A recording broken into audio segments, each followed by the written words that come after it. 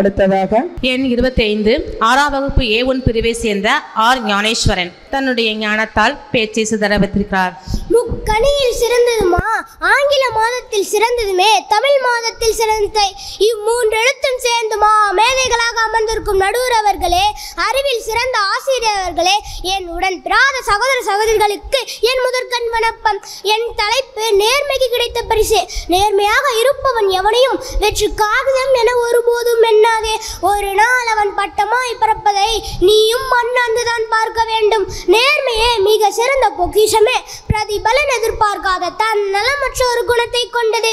இதற்கு நிகராக ஒரு கதை கூறுகிறேன். ஒரு ஊரில் அப்பா, பெரியவன், இளையவன் என்று 3 பேர் இருந்தார்கள். பெரியவனுக்கா 8 வயசு, இளையவனுக்கா 6 வயசு. அவர்கள் ஒரு நாள் பொருட்காட்சிக்கு சென்றிருந்த போது பொருட்காட்சியில் 5 வயதிற்குள் உட்பட்டவர்களுக்கு இலவசம் என்று போட்டிருந்தது. அவர்கள் அப்பா 3 கூப்பனை வாங்கி கொண்டு வந்திருந்த போது ஒருவர் வந்து, நீங்கள் என்ன பொழைக்க தெரியாத ஆளாக இருக்கிறீர்களே, உங்கள் மகன் இளையவனை பார்த்தால் 5 வயது போல்தான் இருக்கிறது. நீங்கள் அவனுக்கு 5 வயது என்று கூறி இலவசமாக சென்றிருக்கலாமே என்று கேட்டார். நான் பொழைக்க தெரியாத ஆளாகவே இருக்கட்டும், 5 மற்றும் 10 ரூபாய்க்காக என் நேர்மையை நான் விட்டு தர மாட்டேன். இதை கேட்ட பொருட்காட்சியின் உரிமையாளர் அப்பாவிடம் வந்து, நீங்கள் கூப்பனே வாங்க வேண்டாம், நீங்கள் மூவரும் இலவசமாகவே செல்லலாம் என்று கூறினார். இதற்கு அந்த அப்பா கூறினார், இதுதான் நேர்மைக்கு கிடைத்த பரிசு. அக்காலத்தில் நீதி, நேர்மை, நியாயம் என்றாலே தெய்வமாக பார்க்கப்பட்டது. இக்காலத்தில் நீதி, நேர்மை, நியாயம் என்றாலே காசு கொடுத்து வாங்கும் நிலைமை வந்து விட்டது. நம் நேர்மையாக இருப்பது பெரிதல்ல, நம் நேர்மை எவனிடமும் விட்டுத்தராமல் இருப்பதே பெரிது.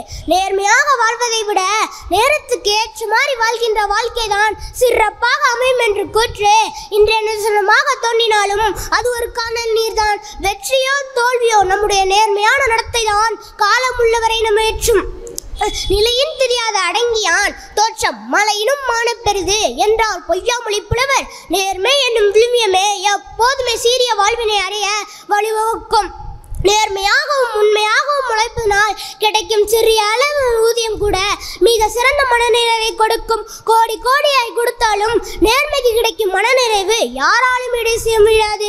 இவ்வுலகில் நேர்மைக்கு எடுத்துக்காட்டாக மகாத்மா காந்தி, டாக்டர் அம்பேத்கர், APJ அப்துல் கலாம், சுவாமி விவேகானந்தர், நேரு, காமராசர் போன்றவர்களை தாராளமாக கூறலாம். இவர்களை போன்ற இக்காலத்தில் நேர்மையான மனிதர்களின் நேர்மையான பண்பையும் காண்பது மிகவும் அரிதானது.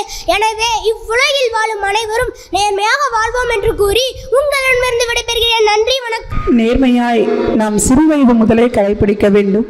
வெற்றியோ தோல்வியோ எது வந்தாலும் நாம் நேர்மையுடன் வாழ வேண்டும் என்று கூறி சென்ற ஞானேஸ்வரனுக்கு நன்றி.